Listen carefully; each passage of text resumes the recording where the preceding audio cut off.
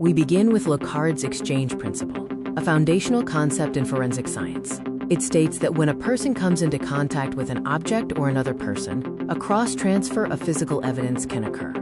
Trace evidence refers to small but measurable amounts of physical or biological material found at a crime scene. Examples include hair, fibers, and fingerprints.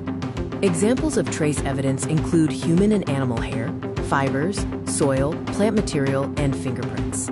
Other examples are body fluids, paint chips, broken glass, and chemical residue. There are two main types of evidence: direct and circumstantial. Direct evidence is first-hand observation, such as an eyewitness account. Circumstantial evidence is indirect. It implies a fact but does not directly prove it. Evidence can be categorized as class or individual.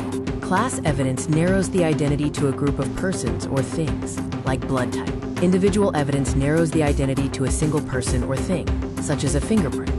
When examining crime scene evidence, investigators must determine if it is direct or circumstantial, physical or biological, and if it qualifies as class or individual evidence.